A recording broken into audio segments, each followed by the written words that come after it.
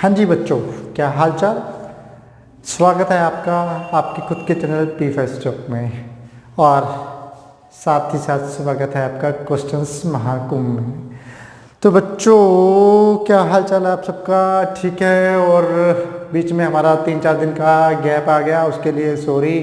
कुछ इमरजेंसी में काम हो गया था। ज़्यादा समय ख़राब ना करते हुए एक ही बात कहूँगा, फटाफट से चैनल को सब्सक्राइब करो अगर आपने नहीं किया, और वीडियो को शेयर कर दो और वीडियो को लाइक कर दो। ठीक है, तो ज़्यादा समय ख़राब ना करते हुए आज की हमारी जो वीडियो है क्वेश्चन महाकुंभ में टॉपिक रहेगा न्यूटन का थर्ड लॉ ऑफ मोशन। जो भी बच्चा इस वीडियो को देख रहा है, पहले एक बात को ध्यान से सुन ले कि जो भी आज का टॉपिक देखेगा, क्वेश्चन देखेगा, पक्का कंपटीशन की तैयारी, चाहे वो HSC गवर्नमेंट की तैयारी क्यों ना करता हो, KPVY की तैयारी क्यों ना करता हो, IIT EEE की तैयारी क्यों ना करता हो, ये क्वेश्चंस पक्का आने वाले हैं। आज की जो वीडियो है हमारी, इस वीडियो को पूरा जरूर देखें, उसके बाद डिसाइड करें कि लाइक करना है या नहीं करना। तो आइए, तो आज का टॉपिक है बेटा हमारा Newton's third law of motion. देखो जी, क्वेश्चन महाकुंभ में क्वेश्चन करेंगे, लेकिन उससे पहले थोड़ा सा मैं आपको बता देता हूं कि Newton third law of motion क्या होता है। Newton third law of motion होता है एक्शन रिएक्शन। मतलब कि अगर आप कोई एक्शन करोगे तो सामने से रिएक्शन तो होगा ही, according to Newton third law of motion. ठीक है, तो बच्चों अब इसमें हमें करना क्या है और किस प्रकार के क्वेश्चन आते हैं और क्या इंपॉर्टेंट क्वेश्चंस रहते हैं, आओ मैं आपको बताता हूँ।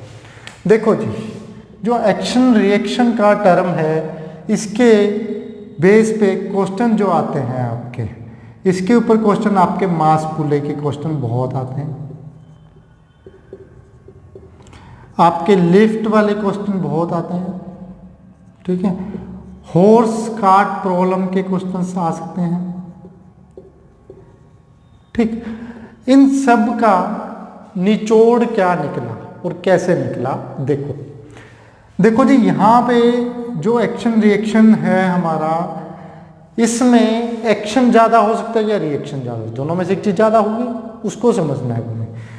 हमारी 4 तरह की फोर्सेस लगती है, मतलब कि अगर वेट नीचे लग रहा है mg, तो ऊपर कोई नॉर्मल रिएक्शन n या और r लग रहा होगा बराबर में। ठीक है, अगर कोई फोर्स आपकी इस तरफ लग रही है तो बदले में फ्रिक्शन भी लग रहा होगा, अपोजिट फोर्स। कहने का मतलब है, अगर एक डायरेक्शन में फोर्स लगती है तो अपोजिट फोर्स भी श्योरली लगती ही है, एक्शन रिएक्शन। अब मैं कुछ एग्जांपल्स देता हूँ आपको। जैसे अगर मैं चल रहा हूँ तो मैं आगे की तरफ मूव कर रहा हूँ, लेकिन फ्रिक्शन मुझे आगे की तरफ मूव करने में मजबूर करती है, फ्रिक्शन मेरे अपोज होती है। मेरा मोशन आगे है तो फ्रिक्शन मेरा अपोज है। ठीक है, आप जब बोट से उतरते हैं तो आप आगे की तरफ है तो बोट पीछे की तरफ मूव हो जाती है। बोट को आगे लेके जाना है तो आपको ऐसे पीछे की तरफ हैंडल घुमाना पड़ेगा, हैंडल को मारना पड़ेगा ताकि बोट आगे की तरफ चले। तो यहाँ पे एक्शन रिएक्शन की बात हो रही है कि अगर एक का वेट नीचे है तो ये एक नॉर्मल रिएक्शन ऊपर की तरफ लगेगा, अगर आप फोर्स इस तरफ लगा रहे हैं तो फ्रिक्शन इस तरफ लगेगा। अब इन कंसेप्ट के ऊपर आपका न्यूमेरिकल सोल्व होगा कैसे? देखो जी, सपोज करो ये F और एक फ्रिक्शन, इसको मैं यहाँ पे टॉर्क T लिख देता हूँ। ठीक है, अब आपसे पूछा कि कोई पर्सन आगे की तरफ मूव कर रहा है। अब कोई आगे की तरफ मूव कर रहा है तो नो डाउट आगे की फोर्स ज्यादा होगी, किससे? T से। F माइनस टी लिखेंगे is equal to total force, जिसको हम ma लिख सकते हैं, मास इनटू एक्सेलरेशन। अब इस तरह से हम इक्वेशन, मान लो ये दो फोर्स है, इनमें से मान लो W ज्यादा है तो आप क्या लिखेंगे? W माइनस R लिखेंगे यहाँ पे, लेकिन किसके इक्वल? mg के इक्वल। अब इस प्रकार आप इक्वेशंस बनाएंगे और तुरंत इसको क्या कर देंगे? सॉल्व कर देंगे। इतना समझ में आया? मैं आपको मास पुले का कंसेप्ट समझाता हूँ एक बार, ठीक है, ताकि आपको अच्छे से समझ में आ जाए। इसको रब कर रहा हूँ। देखो जी, ये मेरी एक पुली है, ये मेरा एक मास लगा हुआ है m1 और एक मास मेरा लगा हुआ है m2। m2 जो मास है ना m1 से ज़्यादा है। अगर देखो जी कोई वजन नीचे जा रहा है तो इसके ऊपर अपोजिट फोर्स भी लग रही होगी, इसका अगर कोई नीचे जा रहा है तो इस पर भी अपोजिट फोर्स लग रही होगी। बात ये है ना। अब यहाँ पे कंसेप्ट को समझो। देखो जी अगर इसका वजन नीचे है m2 फोर्स हम लिख लेते हैं यहाँ पे F1 और इसको लिख देते हैं F2, ठीक है। अब इन दोनों में से ज़्यादा फोर्स कौन सी लग रही है, F1 लग रही है या F2 लग रही है? F1 ज़्यादा लग रही है क्योंकि उसका मास क्या है, ज़्यादा है। तो F1 minus F2 is equal to total F, ठीक है। इस कंसेप्ट में अगर देखते हैं आपकी ज़्यादा फोर्स ऊपर की तरफ लग रही है क्योंकि ये इसको नीचे कर रहा है और ये इसको ऊपर कर रहा है, तो यहाँ पे क्या लिखेंगे F2 माइनस F1 F। अब ये जब ये आपको ये चीज़ें समझ में आ जाएगी तो ये न्यूमेरिकल आप तुरंत कर पाएंगे, अदरवाइज आप नहीं कर पाएंगे, ठीक है। तो ये कंसेप्ट था। लिफ्ट के जो कंसेप्ट होते हैं उसमें क्या रहता है कि एक लिफ्ट है, लिफ्ट के बीच में एक वेइंग मशीन रखी हुई है। जब लिफ्ट रेस्ट पर है तो उस समय R इक्वल टू mg, ठीक है। जब लिफ्ट फ्रीली फॉल हो जाए तो R क्या हो जाता है, 0 हो जाता है। इन सब कंसेप्ट पे जब आप ऊपर की तरफ जा रहे हैं तो नो डाउट आपका R क्या हो जाएगा, ma माइनस g, क्योंकि ऊपर जा रहे हैं एक्सीलरेशन के अगेंस्ट जा रहे हैं। तो ये सब फार्मूलाज का यूज करना है आपको और आपका न्यूमेरिकल तुरंत होता जाएगा। अब मैं क्वेश्चन महाकुंभ का क्वेश्चन चालू करता हूं ताकि आपको कंसेप्ट समझ में आ जाए। तो पहला क्वेश्चन देखो, लिखो ए 75 kilogram, A 75 kilogram man stand in A lift. एक आदमी है वो खड़ा है कहाँ पे, इन ए लिफ्ट, लिफ्ट के अंदर। लिख लो फटाफट से। What force does the floor exert, what force does the floor exert on him when the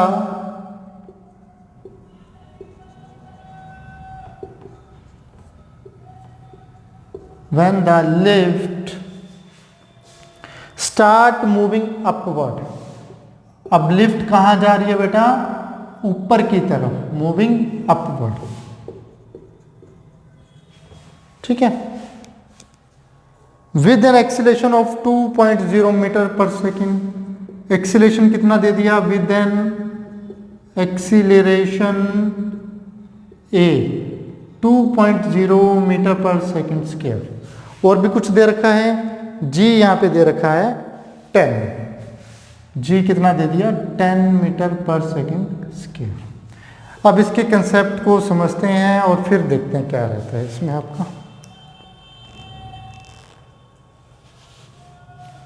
आज ये लिफ्ट है, इसके अंदर एक पर्सन खड़ा कर दिया, ठीक है।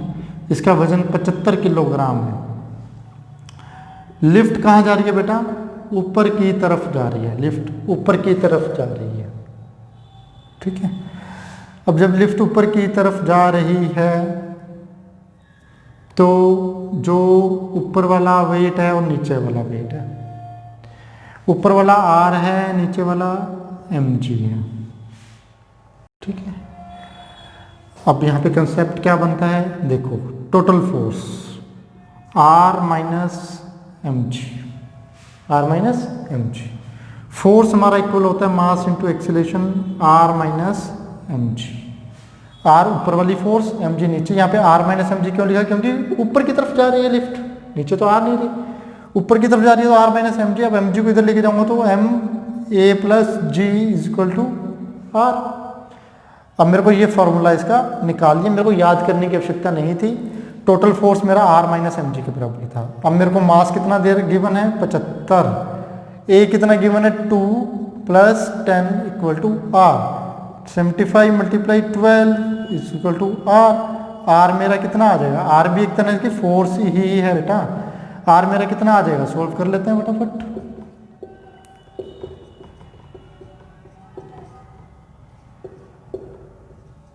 $900 न्यूटन। क्या आ जाएगा, 900 न्यूटन। बोलो समझ में आया? ठीक है, तो ये आपका इस प्रकार का क्वेश्चन आता है। आओ अगला क्वेश्चन देखते हैं फटाफट से। इसको रब कर रहा हूं मैं, फटाफट नोट करते रहे करो साथ के साथ बेटा। कोई भी प्रॉब्लम हो वीडियो में कमेंट करो, मेरे को तुरंत बताओ, सोल्व करवाऊंगा। ठीक है, अगला क्वेश्चन देखते हैं क्या है, लिख लेते हैं। एन एलिवेटर, ये लिफ्ट वाला ही है। An elevator and it's load weight a total number of weight a 800 kilogram. weight a total of 800 kilogram. find the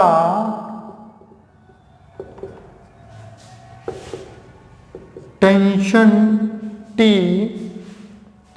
in the supporting cable in the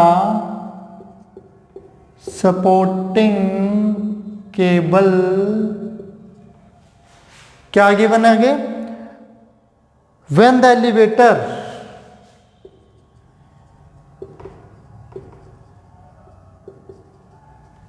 moves downward.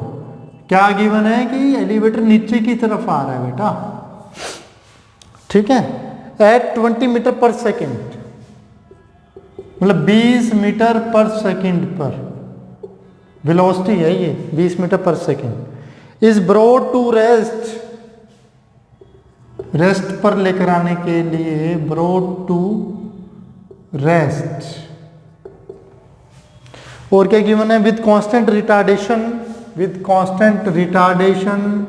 यहां पे retardation हो रहा है क्योंकि speed क्या कम हो रही है, वेलोसिटी रुकने जा रही है, रिटार्डेशन। क्या कहता है फिर, in a distance of 50 metre, in a distance of 50 metre. बोलो, क्वेश्चन को पढ़ लो पहले फटाफट से।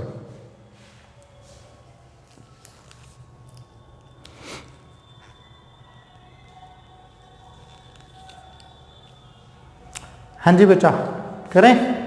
सुनो, एक एलिवेटर है, लिफ्ट है, जिसके अंदर 800 किलोग्राम का वेट है। आपको निकालना है टेंशन टी। स्पेलिंग मिस्टेक हो गया। In this supporting cable when the elevator moves downward. Elevator कहाँ आ रहा है, नीचे की तरफ। Downward eight 20 metre per second, मतलब कि जो आपने उसकी वेलोसिटी स्पीड देखी शुरू में कितनी देखी, 20, मतलब कि u 20 metre per second. Distance दे दिया s 50 metre, with constant retardation in a distance 50 metre. 50 metre के डिस्टेंस में उसने आना था। देखो जी, अब मेरे को मास भी गिवन है यहाँ पे 800 किलोग्राम। आपको निकालना क्या है, टेंशन निकालना है। टेंशन कैसे निकालेंगे, देखो जी, एक तो आपकी mg लगता है नीचे की तरफ, t लगा है इसने ऊपर की तरफ। मेरी टोटल फोर्स क्या है, mg minus T, mg minus T. ठीक है ना, ये मेरा होता है मास इंटू में acceleration, mg minus T, T mg minus a. इसको इधर ले गया, इसको इधर ले गया। बोलो इतनी बात समझ में आई, mg माइनस ए। हाँ जी बच्चों, समझ में आया? ठीक है। उसके बाद मेरे को एक्सेलरेशन की आवश्यकता है। m गिवन है, g पता है मेरे को। एक्सेलरेशन कैसे निकल जाएगा, u है मेरे पास, s है मेरे पास। तो मैं कौन सी इक्वेशन लगाऊं, v square u square equal to 2as, v0 20 2as 50। So इधर माइनस का 20 ए, माइनस का 20/100 ए, कैंसल 1/5। एक्सीलरेशन मेरा कितना आ गया 1/5। अच्छा एक गड़बड़ हो गई, बताया नहीं। क्या नहीं बताया? v² माइनस u², 400 100 ए, 400 माइनस का बाई में 100 ए कितना आ गया माइनस का 4, काम हल्का हो गया। टी निकालना है, वजन कितना है 800, जी कितना है 10 माइनस 4 814।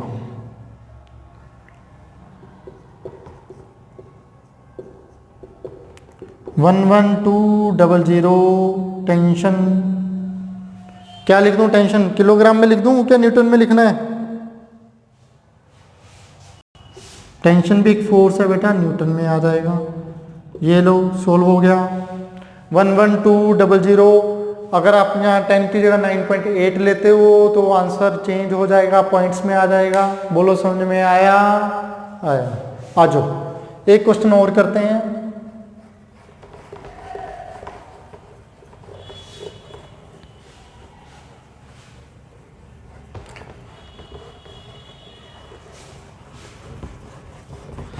ऐसे ऐसे क्वेश्चंस बहुत हैं बेटा, आपके कंपटीशन में एक क्वेश्चन पक्का बनता है, इस पर कोई चांस ही नहीं है कि ना बने। ठीक है, जो एक मास और पुले का करवाता हूं। क्या लिखता है? A light string passing over a light string passing over a smooth light pulley, over a smooth light pulley, smooth light pulley connects to block, दो ब्लॉक को कनेक्ट किए हुए हैं, connect to block of masses m1 and m2 vertically। ठीक है, उसके बाद क्या गिवन है? Calculate the ratio of the mass, calculate the ratio of mass if the acceleration of the system, if the acceleration of the system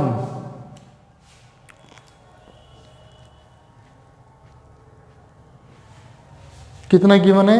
is g/8। System कितना given है? g/8। लो बच्चों question को पहले लिख लो फटाफट से।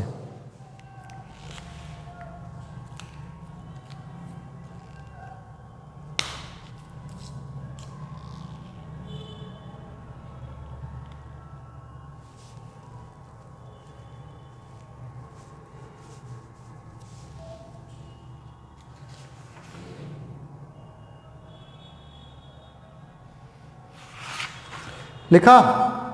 अब क्या कहता है कि लाइट स्ट्रिंग है passing over smooth light pulley connect to block m1 and m2, calculate the ratio of mass. मतलब कि आपको निकालना है मास। क्या निकालना है? मास। एक पुले ले लिया आपने, ठीक है, एक लाइट स्ट्रिंग है। अब पुले में आपने m1 इस वाली तरफ ले लिया और इस वाली तरफ ले लिया आपने m2। ठीक है, कंसेप्ट बहुत अच्छा है। ये टेंशन T लग रहा है, ये नीचे फोर्स लग रही है, ये टेंशन T लग रहा है, नीचे फोर्स लग रही है। ठीक है, अब यहाँ पे हम क्या करते हैं? T एक तरफ ले लिया आपने m1g, दूसरी तरफ ले लो m2g। ठीक है, आपने निकालना है m1/m2, ये आपका निकालना है। इतनी पसंद में आ गया। सबसे पहले इक्वेशन फॉर मास m1, किसके लिए? m1 के लिए। ये हल्का है तो ऊपर की तरफ जाएगा तो T minus m1g equal to F। ठीक है, इक्वेशन फॉर m2 नीचे की तरफ जा रहा है तो m2g माइनस का T is equal to F। ये चीज समझ में आई।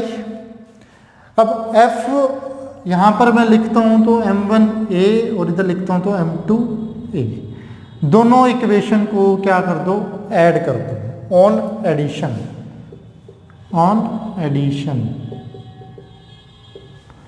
क्या करेंगे फिर? T minus m1g is equal to m1a। इसमें मेरे पास माइनस का T है, प्लस का m2g है और इधर m2a है। बोलो जी शाबाश, कैंसल। इधर मेरा बचा g m2 माइनस m1, इधर बचा a m1 प्लस m2। मेरा a कितना आ गया? a आ गया मेरा g m2 minus m1 by में m1 प्लस m2। बोलो बच्चों, समझ में आया? ठीक है। जब आपका m2 minus m1 m1 plus m2 आ गया, a आपको कितना गिवन है? g by 8। बहुत अच्छा समय बेटा, बहुत ही अच्छा समय। AIEEE में आया हुआ समय बेटा। यहां तक समझ में आ गया तो मैं रब कर रहा हूं इसको। ठीक है, फटाफट से नोट कर लो इसको।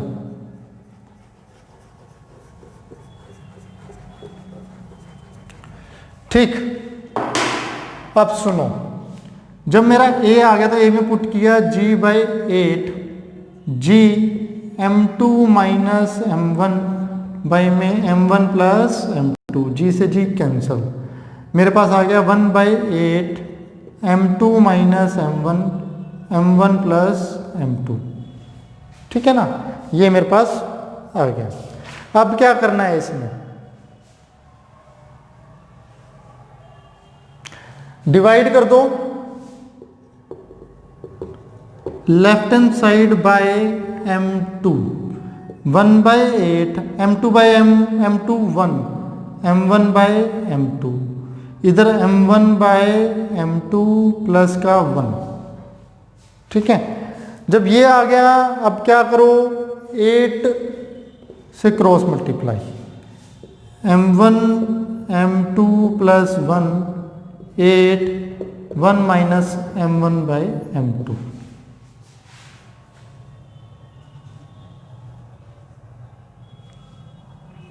ठीक है, उधर वाला मैं रब कर रहा हूं।